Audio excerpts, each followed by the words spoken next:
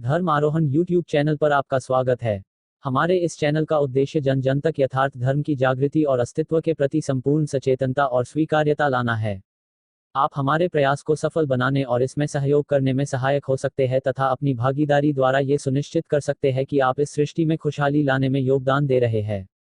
हमसे जुड़े रहने के लिए कृपया हमारे यूट्यूब चैनल को सब्सक्राइब करें तथा अपडेट पाने के लिए बेल आइकॉन दबाएं।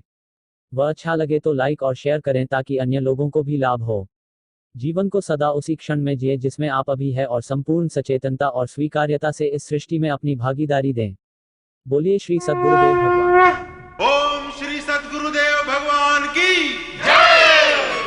गीता के आरंभ में भगवान कृष्ण से अर्जुन लगा, पिछले भाग में बैठ के बोले, प्रभु कुछ भी हो, ये शस्त्रधारी पांडव मार डाले, श्रेष्ठ करे मरना, युद्ध नहीं करूंगा।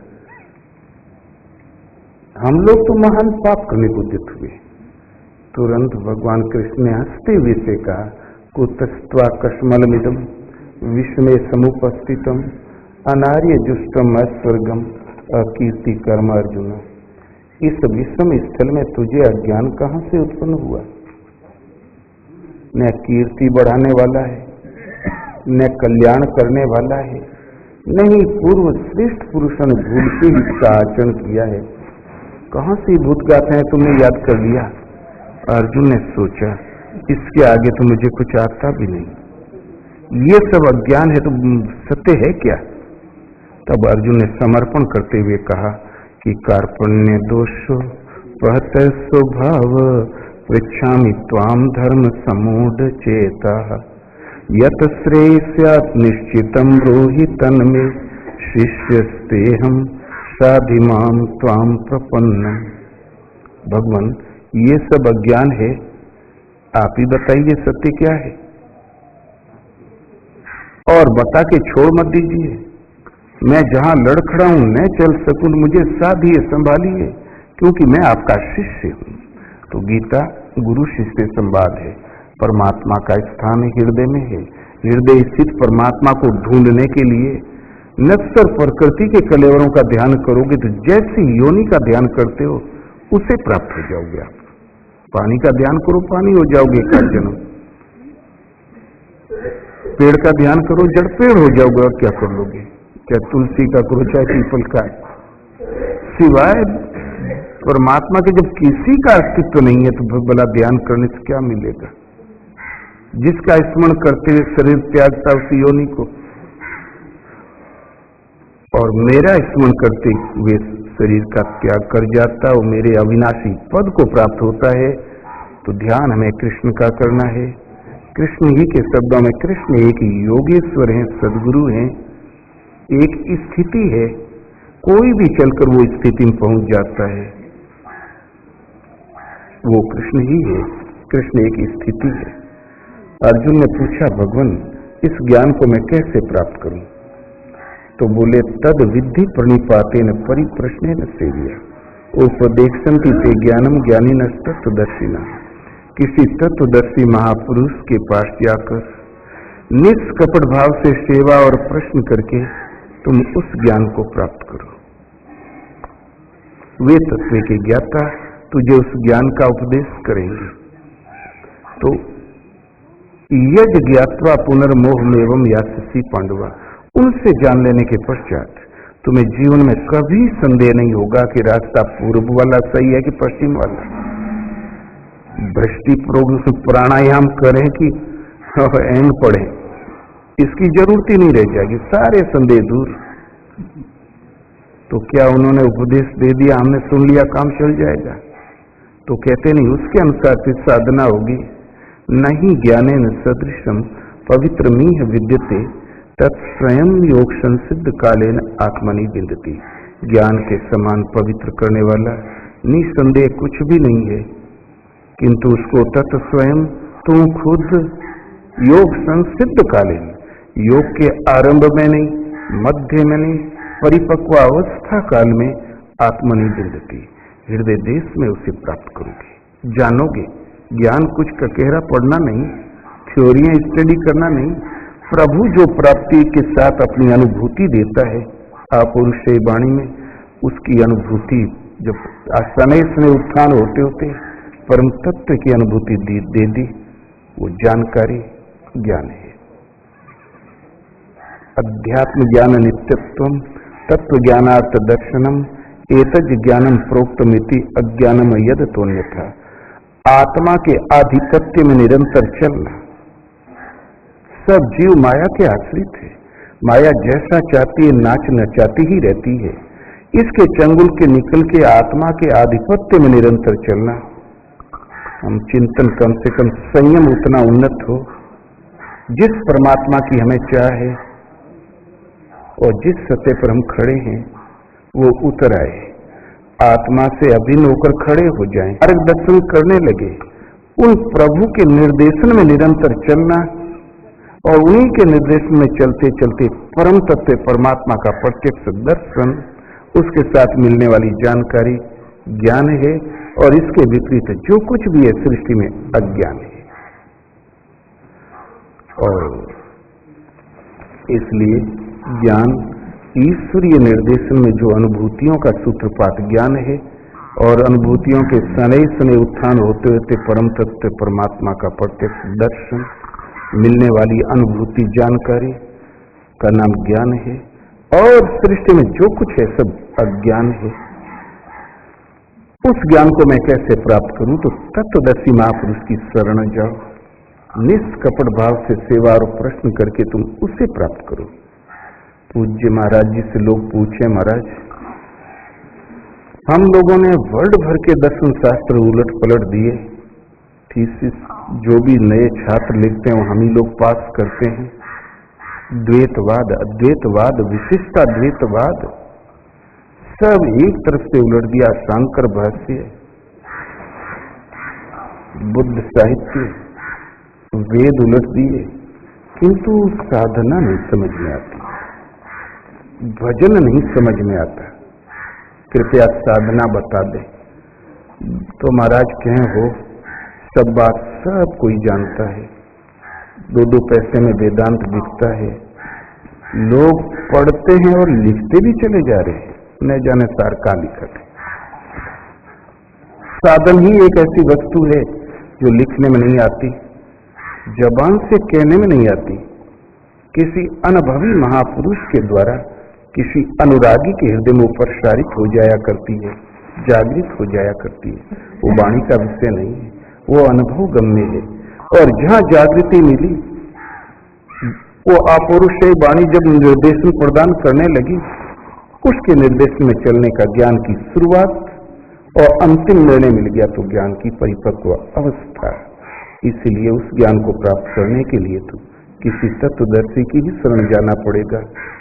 साक्षात भगवान सामने खड़े थे, तत्वदर्शी के पास भेजने की क्या आवश्यकता थी? कारण कि कृष्ण ही के शब्दों में कृष्ण भी एक तत्वदर्शी हैं, महायोगेश्वर हैं, सदगुरु हैं। जानते थे आज का पथिक मेरे आंखों के सामने है, भविष्य की पीढ़ी को कहीं संदेह न हो जाए कि गुरुजी तो गए, अब कहां सीखें। इसलिए उन्होंने अपनी स्थिति को एक स्थिति कहकर संबोधित किया। कोई भी प्राप्त कर सकता है। वे सदगुरु सृष्टि में रहे सदैव, हैं भी वर्तमान में, भविष्य में भी रहेंगे, लेकिन उनकी संख्या सदा ही से बहुत कम रही है। हमें लगता है इस सौदा बड़ा कठिन है, महंगा है, पर थे सदैव। कारण कि नर सहस्रमण सुनो पुरारी, कोवे के हों ही धर्म व्रत धारी। हजारों में एक धर्म व्रत को धारण करने वाले, फिर वो चाहे दिल्ली में रहे चाहे इलाहाबाद में, वो भटक भुट्टों के 2 दिन का भी समय मिला तो पहुंच ही जाते हैं। धर्म प्रेरणा दे रहा है उनको। और धर्मशील कोटिक मन को विषय विमुख पराग विराग्रत हुई। करोड़ों धर्मात्माओं में से कोई एक विषयों से विमुख और वैराग्य में अनुरक्त, कोटि विरक्त मध्य श्रुति कहें, समय के ज्ञान सुकृति को लें। करोड़ों विरक्तों में से जो लंगोटी कस के बैठे हैं एक साथ एक लाइन में, उनमें से सामयिक ज्ञान कोई बिरला एक लेता है। तिनमों सो दुर्लभ खगराया, राम भक्ति रत गतमद माया। इसलिए ये उनमें वो दुर्लभ है जो राम भक्ति में अनुरक्त, माया से एकदम मुक्त और स्थित प्रज्ञ योगेश्वर, सदगुरु, तत्वदर्शी, परम तत्व परमात्मा विदित होना तत्वदर्शन है। इन महापुरुषों के सानिध्य से, शरण से, टूटी फूटी सेवा से आप पढ़े हो चाहे अंगूठा छाप हो, आपके हृदय में साधना का सूत्रपात हो जाएगा। इसलिए वाणी का विषय नहीं अनुभव गम्य है। यदि हमें भजन करके उसी तत्व को प्राप्त करना है, परमात्मा को ही, आत्मा को ही विदित करना है, तो ध्यान किसी नाम ओम का, और ध्यान योगेश्वर कृष्ण ने स्वयं अपना बताया। अर्जुन ओम का जाप कर और मेरा ध्यान धर। अभ्यास करते करते देहा अध्यास से जब ऊपर उठ जाओगे, तत्क्षण तुम परम गति को प्राप्त कर लोगे, जो मेरा ही पद है, मेरी ही स्थिति है, शाश्वत शांति है, अनंत जीवन है, सदा रहने वाली समृद्धि है। बोलो श्री गुरुदेव भगवान ने की। अर्जुन पूर्ण समर्पित भक्त था, उसमें कोई समर्पण में कमी नहीं थी। आरंभ में तो जानता था कदाचित कृष्ण की अपेक्षा धनुर्वेद में मैं आगे हूं। हाँ, माना कि कृष्ण एक मित्र हैं, बुद्धि कुछ ज्यादा है, लेकिन धनुर्वेद में हमें थोड़ा ही पाएंगे। पहले गर्मी थी अर्जुन को, लेकिन शनै जब विराट रूप का दर्शन किया तब चरणों में गिर पड़ा, बोले अरे प्रभु आप हैं कौन, पहले ये बताएं हमें। हमसे बड़ी भूल हुई, हमने कभी हे कृष्ण, हे यादव, हे सखा कहा। उन त्रुटियों के लिए पिता जैसे प्रिय पुत्र को क्षमा करता है, पति जैसे पत्नी के अपराध क्षमा करता है, सखा जैसे सखा के अपराध क्षमा करता है, ऐसे ही प्रभु उन अपराधों को क्षमा कर दे। ये तीनों कोई अपराधी नहीं थे। अहिरे के घरे में जन्म ही हुआ था, कहां से हम ठाकुर साहब कह दें, क्या कहते हैं शुक्ला जी, पंडित जी कहां से कह दें, जब जन्म वहीं हुआ था। रसिया गाना, गाय चराना, मक्खन मटकी फोड़ना, ये भी कोई खास अपराध नहीं। और काले थे ही एकदम, जौन सौंदर्य सुंदरता लेके आए थे। लोगों को काले रंग से एलर्जी थी, तो भगवान ने सोचा इसको मान तो दिला नहीं होगा, तो अपना करिया होके आ गए। अब कहां से गौर वर्ण कहते। भगवान कृष्ण स्वयं अर्जुन को सखा कहते थे, तो सखा कहना भी कोई अपराध नहीं। लेकिन जब वास्तविक स्वरूप को देखा तो बोले अरे न ये कोई जाति है, न वर्ण है, न काले है न गोरे है, रंग रूप से अतीत है, कोई अदृश्य सत्ता लगती है, इनके समान दूसरा कोई है ही नहीं। तो बोला मित्र कैसा, मित्र तो बराबर का पद होता है। तब उसने क्षुद्र त्रुटियों के लिए भी क्षमा याचना की, भगवान से क्षमा करा भी दिया। इतने में अर्जुन की निगाह पड़ गई कि कर्ण, भीष्म, द्रोण, जयद्रथ, दुर्योधन सारे योद्धा बड़े वेग से अस्त्र शस्त्र लेके दौड़ते हैं, भगवान के प्रज्वलित मुखों में प्रविष्ट हो जाते हैं। सबसे बड़ा अहिंसा शास्त्र, सबसे बड़ा हथियार तो भगवान है निकले, उनका भोजन विलक्षण है, सबसे चबा गए। यहाँ हम लोग भोजन अलग रसोई में पकाते हैं ना, और तब थाली में आता है, तब मुंह में जाते हैं। वहां ऐसा नहीं था, पहले लपटें उठ रही थी मुंह से, प्रज्वलित मुखों में प्रविष्ट हुए, वहां पहुंचे पक के फ्राई होके और चला गया मुंह में, चबा गए सब। पूरा महाभारत भोजन कर गए। अब एक प्रश्न नवीन है कि अहिंसा क्या? हिंसा तो भगवान खुद कर रहे हैं, हमें कहें शाकाहारी करो, फलहार करो, अपने चबाते जो कुछ पावत है, बड़ा मुश्किल है। लागत है कृष्ण ठाकुर घर में जन्मे रहे तो यह भोजन रहा क्या? जहाँ फर्जुल मुख में गए तो जो जुलूसने लगे, आस्ते आस्ते तो दाढ़ों तक पहुंचते पहुंचते तो पेट फुल हो गए, सब चबा गए। अर्जुन बोले प्रभु ये सब क्या है? बोले अर्जुन निमित्त मात्रम भव शब्द साचिन, तो निमित्त मात्र होकर खड़ा कर रहे, करता धरता में विजय तुम्हारी होगी, तुम उसी अविनाशी पद को प्राप्त कर जाओगे। काम मैं कर दूं, श्रेय तू ले ले। कि अर्जुन ने जीता, बस खड़ा पर रो, समर्पित हो जा। अर्जुन संदेह मुक्त हो गया, क्योंकि प्रत्यक्ष दर्शन किया था। लेकिन प्रभुता पाई काई मद नहीं। 18 दिन में सारा युद्ध सिमट गया। महारथियों की लिस्ट में से केवल कर्ण बचा। कर्ण जब युद्ध के मुहाने पर आया तो अर्जुन फूला नहीं समाया, बोले वाह, 18 ही दिन में युद्ध समट गया। ये सब मेरे दिव्य अस्त्रों का प्रभाव है, मेरे हस्त कौशल का प्रभाव है। तो भगवान तो अंतर्यामी तुरंत टोकना शुरू किया, बोले अरे अर्जुन, तुम कैसे युद्ध करते हो? ये कोई क्रीड़ा स्थली है क्या? तुम्हारी हार धर्म की हार है, सत्य की हार है।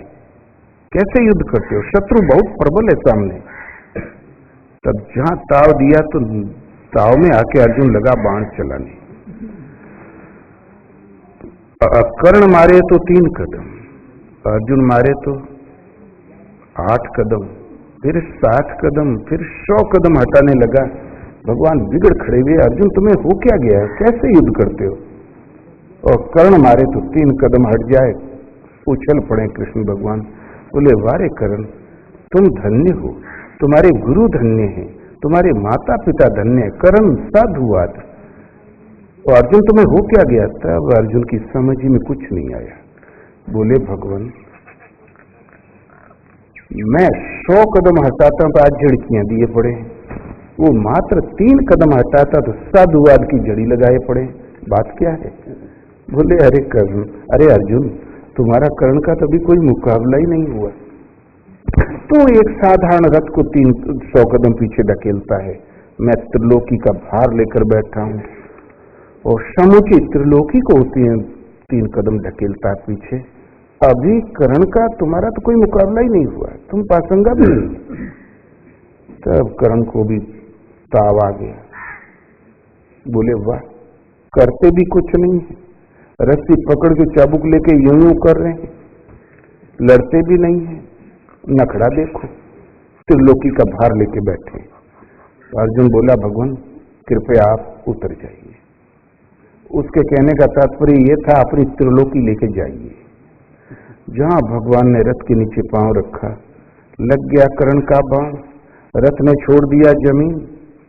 कहां 100 कदम 60 कदम छोड़ दिया जमीन, वो आसमान में वहां मडराने लगा जहां गीध उड़ा करता है।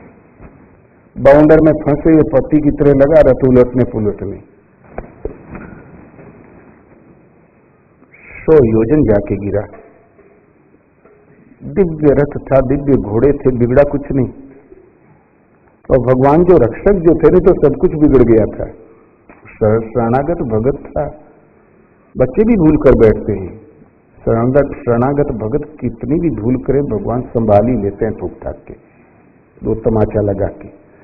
एक घड़ी में भागता हुआ आया, बोले प्रभु जल्दी रथ पर बैठिए, मैं तो गया काम से, युद्ध पिपासा पूर्ण हो गई, मैं समझ गया कि मेरा किया कुछ नहीं हो रहा है, जो कुछ है आप है।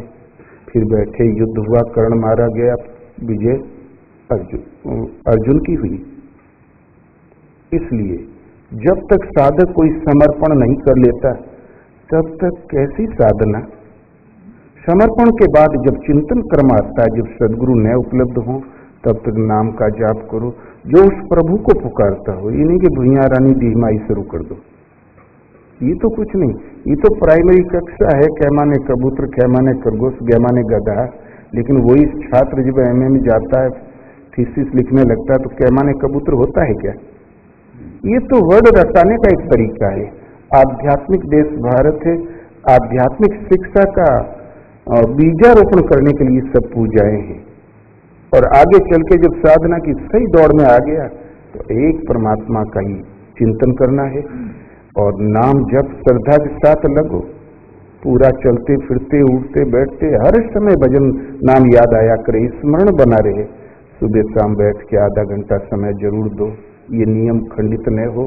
आप 4 महीने में पाओगे कि आपके आगे पीछे कोई है, कोई रक्षक है, कोई अदृश्य सत्ता हमारी हेल्प कर रही है, और वो ये भी बता देंगे कि गुरु कहाँ है। और फिर सदगुरु मिले जाएं जिमी संशय भ्रम समुदाय, सारा संशय समाप्त, सारे भ्रम समाप्त। और जब सदगुरु सचमुच उपलब्ध हो जाए तो ध्यान तो हमें सदगुरु का ही करना होगा। क्यों? शरीर तो एक ठठरी है, एक मकान है, जिस कार्य के लिए आया था उसकी पूर्ति हो गई। सदगुरु एक स्थिति है, आत्मदर्शन, आत्मतृप्त और आत्म स्थिति एक रहनी है, न कि चमड़ी की खोज।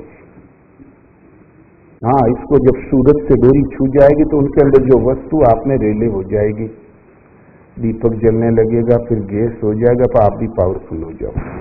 बोलो श्री गुरुदेव भगवान की। स्थिति मिल जाने पर गुरु न चेला, पुरुष अकेला।